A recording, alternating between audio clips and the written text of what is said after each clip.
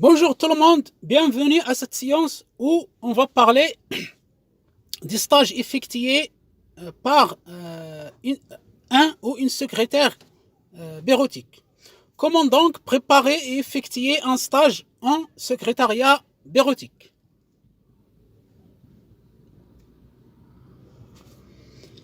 Le stage pour un ou une secrétaire est une période de formation et de perfectionnement soit au sein d'une entreprise ou bien au sein d'une administration publique, un syndicat, une ONG, organisation non gouvernementale, etc., etc. Donc, soit au sein des secteurs privés ou au sein des secteurs publics, l'essentiel, c'est qu'il y a un département administratif ou bien un service administratif ou bien toute une administration pour un peu voir toutes les tâches administratives qui incombent au ou à la secrétaire. Quel est le but de ce stage à effectuer par la secrétaire?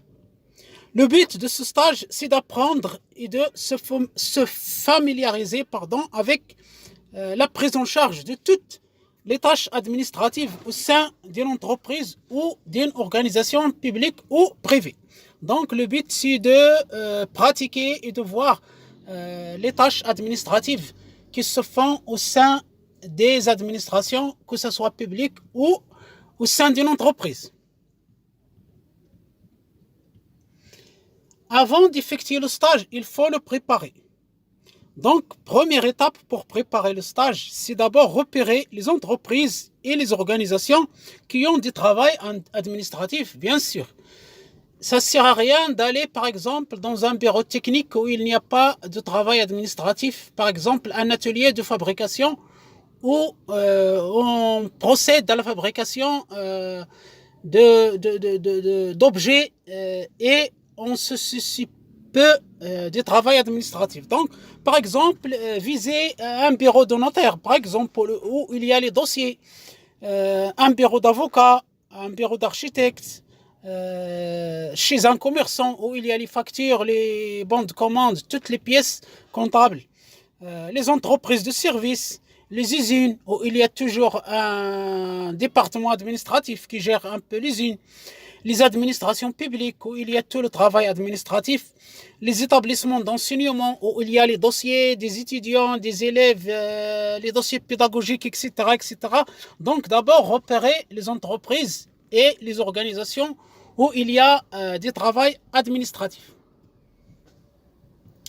Deuxièmement, déposer sa demande de stage dans les entreprises et organisations repérées en choisissant celles qui sont les plus proches de son domicile. Donc, choisir un peu les entreprises, les administrations qui se trouvent à côté de chez vous.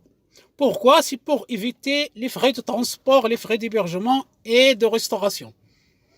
Vous savez tous que le stage est le plus souvent non rémunéré, donc il faut un peu éviter les dépenses inutiles en choisissant un lieu de stage proche de son domicile, de son lieu d'habitation.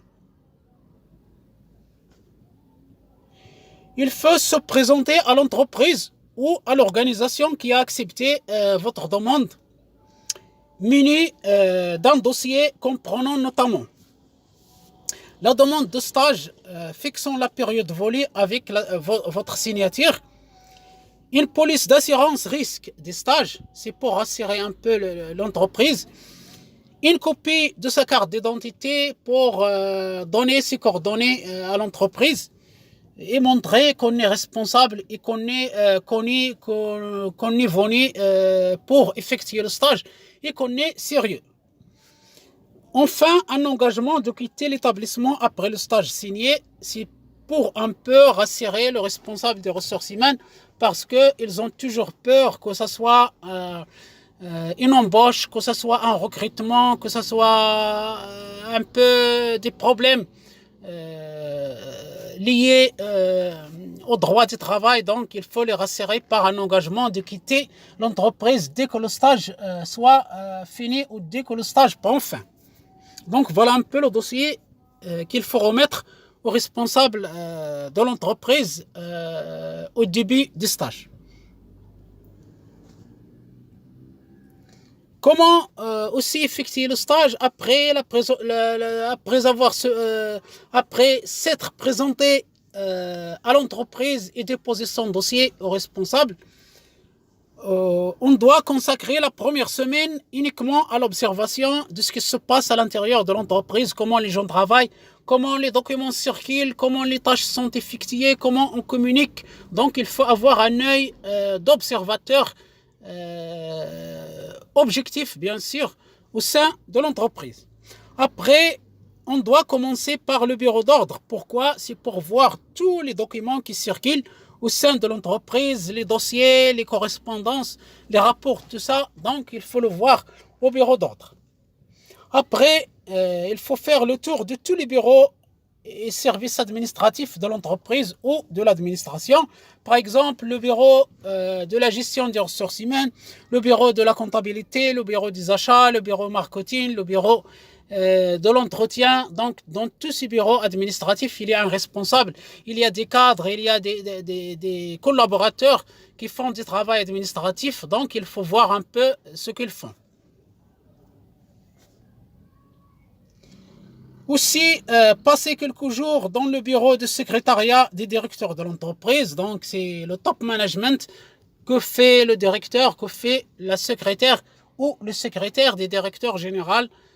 Donc, c'est le top management, c'est le cerveau qui dirige l'entreprise ou l'administration. Aussi, visiter le bureau des archives, passer au moins une journée pour voir un peu les dossiers, comment ils sont classés, comment ils sont archivés, quel est leur contenu. Après, il faut rédiger un rapport de stage et ne pas oublier de remettre une copie à l'entreprise. À la fin de votre stage, n'oubliez pas d'envoyer une lettre de remerciement à l'entreprise ou à l'administration qui vous a accueilli, qui sait, on peut vous regretter suite à votre sérieux, suite à votre organisation, suite à votre courtoisie. Je vous souhaite de passer de bons stages et d'en profiter un peu de ce qui se passe dans le milieu du travail, d'apprendre un peu plus dans des services administratifs, que ce soit dans l'entreprise ou de l'administration publique. Je vous remercie infiniment de votre attention et de vos encouragements. N'hésitez pas à m'envoyer vos commentaires, vos questions, vos remarques. Merci infiniment encore. Je vous souhaite de passer une excellente journée et à bientôt.